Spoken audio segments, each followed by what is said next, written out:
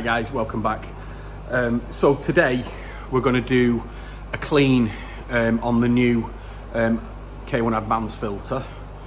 It's already, as you can see behind me now, it's getting some green up on the top of it and everything now. So I did have a little bit of a look at it the other day for cleaning, and so I just wanted to make sure I'm trying to follow what EA is saying on the instructions. So we'll go through that step by step and see it. But when I did have a look at it the other day and give it a little bit of a sort of mini clean, it was good. I like it, and I'll show you on this video as well. One of the reasons is that when you're cleaning it, I think the blower on this one is a bit more powerful, and when you're cleaning the unit, I think it must be because of the material that the filter's made out of.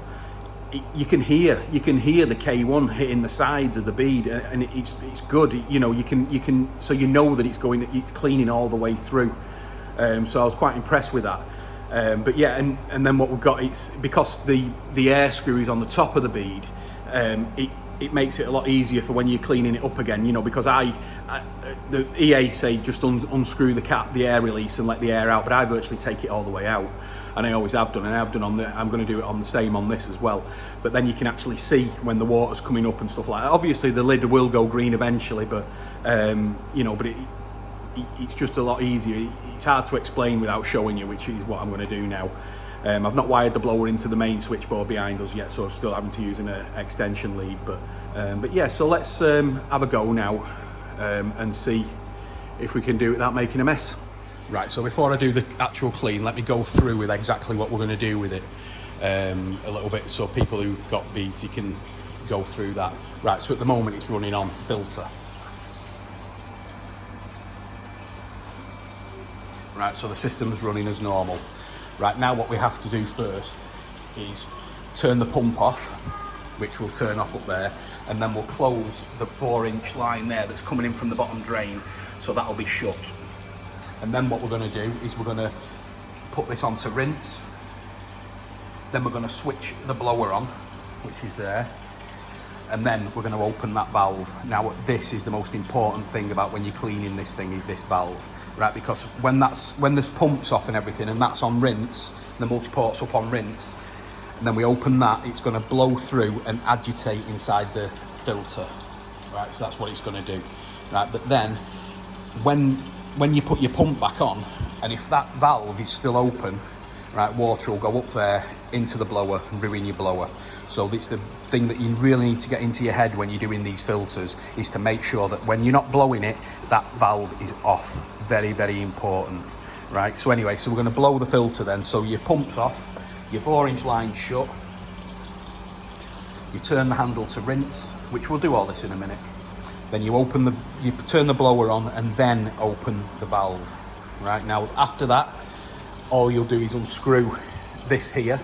You'll unscrew that, and then that'll get the agitation in there, and then it'll release the air out the system.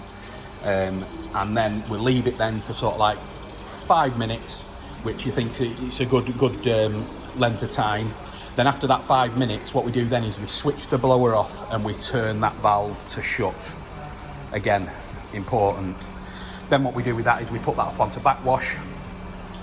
We open the pump back up, so there's water coming in from the pond to backwash the filter, so that'll backwash it through. And then we will turn the backwash off, we will place it to rinse, and then we'll rinse it. We'll probably backwash it for about 2 minutes, and then we will put the filter to rinse, and then rinse the unit through. Now, the other important aspect is to know with these filters is that every time you turn that multi-port handle, turn the pump off. So even if you're just going from rinse to filter, turn the pump off, then turn the handle, turn the pump back on. Very important, because you will damage the actual multi-port valve if you don't do that. I mean, some people do get a bit lazy, and I've been known to do it a few times, but you will shorten the life of that multi-port valve. But right, so that's the run through. So let's actually put it into action. Right, so what Paul's going to do now is go through the motions. So it's... Yeah, the pump's off. Yeah. And we're going to close the 4-inch. That's shut now on the slide valve. Put port to rinse. Need your glasses on, Paul. Need your glasses, yeah. Right, so I'll turn the blower on, then open that valve, yeah? Are you on yet? Yeah. Then we're going to undo the release. That's it.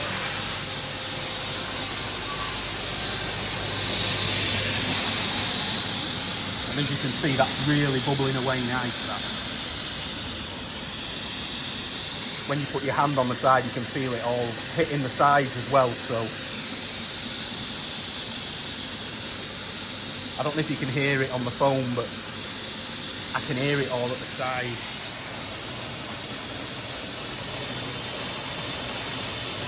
Like a scratching noise. So that's, you know, it means that all that media in there is really coming on now.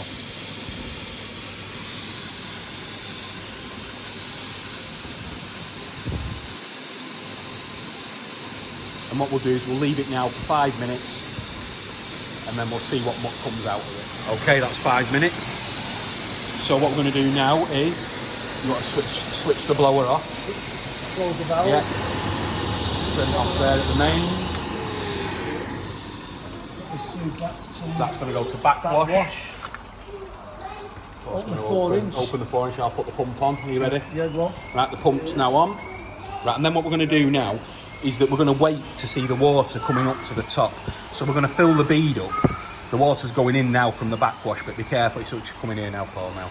Yeah. Because it'll spurt out there. So there it is. So now the bleed's back in, you can see the pump, the media's back up to the top there, and now it's blowing. So in there now you can see the debris coming out. Now I've not got many fish in this system, to be honest with you, so it's not a heavily loaded system just yet. But as you can see, that's the particles that's coming out to waste now.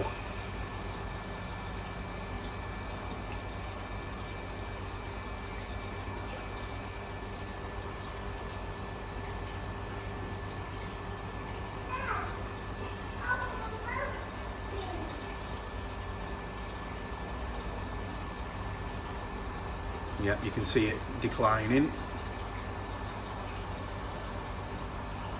Like I say, we normally backwash for about 2 minutes. That's it, the water is up at the top now.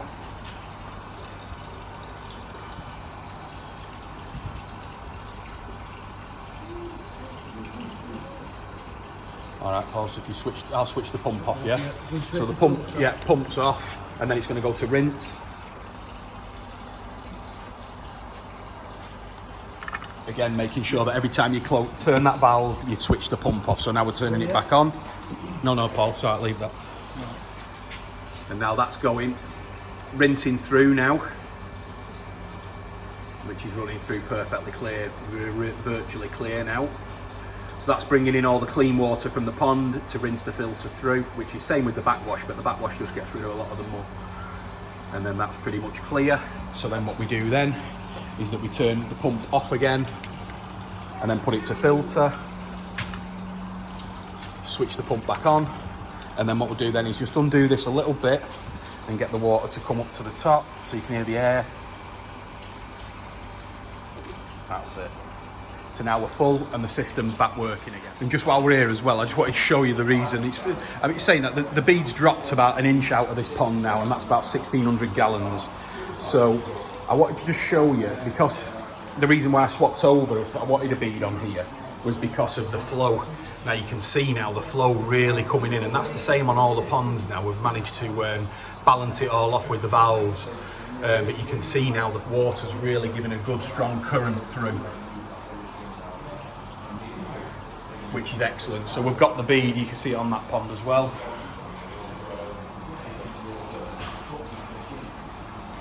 So it's coming in really well. So, and then we've got the air that goes on as well, where, you know, so it's just gonna, we've got the pump set at full. So there's 20,000 litres pumping from the pump. Obviously that's gonna go down because it's sucking from the bottom drain. It's sucking from the bottom drain into the bead. So it is gonna, of course, there's not gonna be 20,000 litres going back to the pond. So we will be getting a flow meter at some stage, and I will find out exactly how much water we are returning through the bead. I think that's quite important to know. But yeah, so the water looks nice and crisp, clean.